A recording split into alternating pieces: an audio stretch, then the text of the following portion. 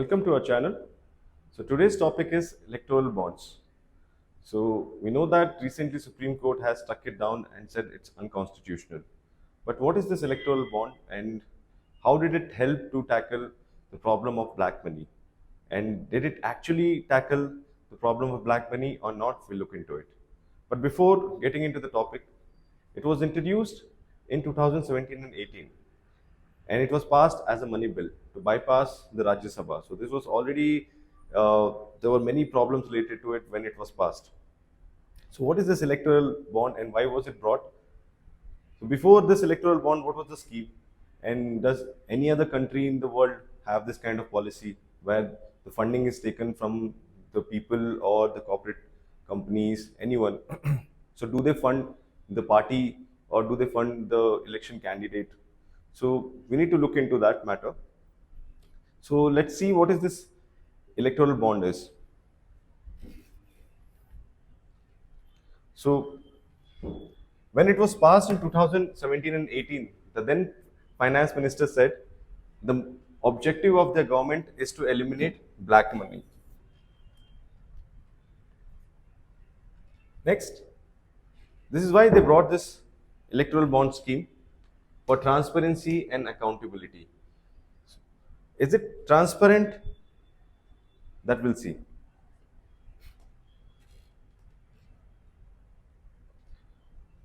There's some stats. Once this electoral scheme, bond scheme was passed, after that many political parties got funding. So that totally around 18,299 electoral bonds were rolled out, which was amounting to around 10,000 crore. And the date was 18 to 22. So what was this electoral bond scheme? Let's look into the features. First of all, it is a kind of a promissory note or interest-free banking tool. Any individuals or any Indian citizen or organization which is registered in India can give money to the political party. And the numbers were, it can be in 1,000, 10,000, 1 lakh, 10 lakh and up to 1 crore. And it should be deposited in SBI bank only. It can be done through SBI bank. And what was the process? It can be through check or digital payment.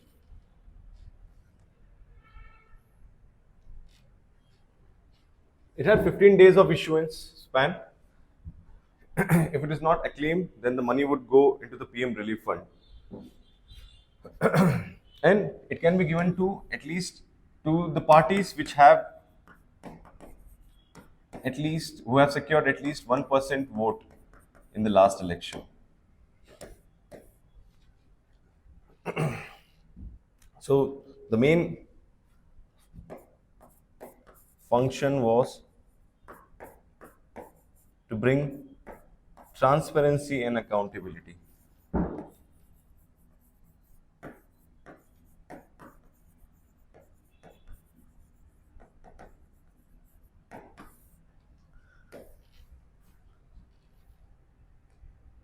So these are the parties which have received funding through this electoral scheme bond. Here you can see the BJP has got the highest, around 6,500 crores. After that, Congress, TMC, BJD and others. But you can see the difference between the BJP and the other parties.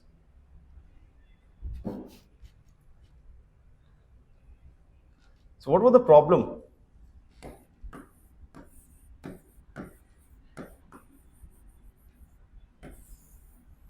So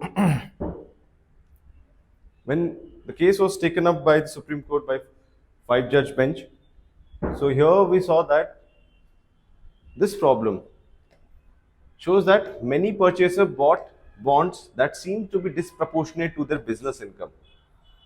So was that money clean, what they were actually transferring to the parties? We didn't know that. But this was the first problem what we saw. Second, the section 7.4 of the electoral bond talked about confidentiality, that the name of the person who has donated will not be given out unless and until the court asked for it. So that means it was violating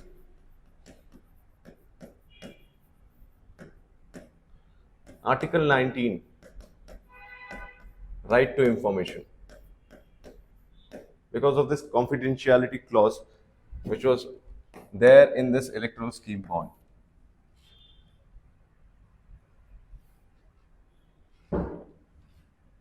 So this was the way.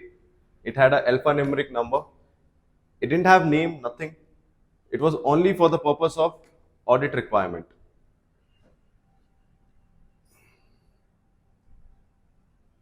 So what was the pertinent problem what the court faced? First of all, the confidentiality clause.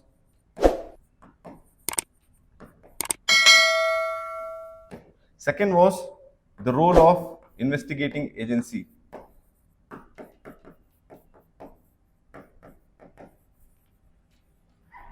Like recently we saw that once the names were given out by the SBI, there were many IT raids and ED raids. So we know that ED and IT works under the union government. So the possibility of political vendetta came into picture. Political vendetta. But this was the most important thing what the Supreme Court said in their judgment. CGI talked about this word called quid pro quo. What does it mean? It means favor for favor. That is, when the SBI declared the names and the details, it was seen that most of the money the corporate people or person who had given to the ruling party through this electoral scheme bond, in return this corporate people or the corporate big corporates, in return the government has given them majority of the project.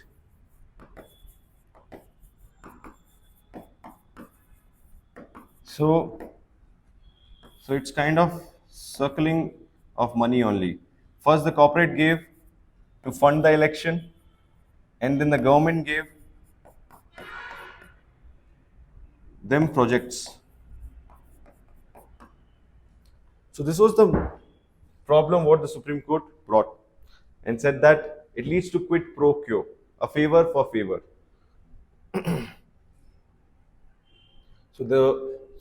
So when it was brought in saying that it brings transparency and accountability, it was working quite opposite to that. There was no accountability and there was no transparency. So here, in short, you can see how it was passed. In Feb 2017, the electoral bond scheme was introduced as a finance bill. Association of Democratic Reform, ADR, moved Supreme Court challenging the scheme. Then in January, Centre notified electoral bond scheme 2018. RTI replies revealed RBI and EC had flagged concerns about some of the provisions.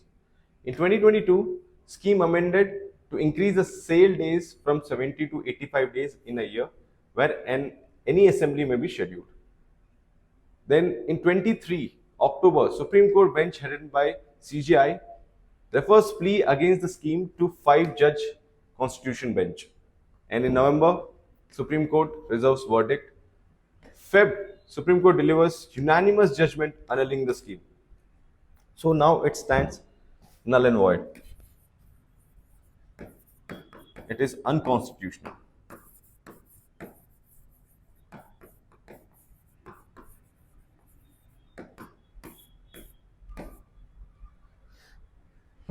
Funding is an important part for election, but it should be clean, it should be transparent, and accountability should be maintained. We, the people of India, have the right to know from where does the political party get the money. Is it the white money? Is it the black money? Is it the hard-earned money? So this is why the Supreme Court have called this scheme unconstitutional. So this is it for today. Thank you.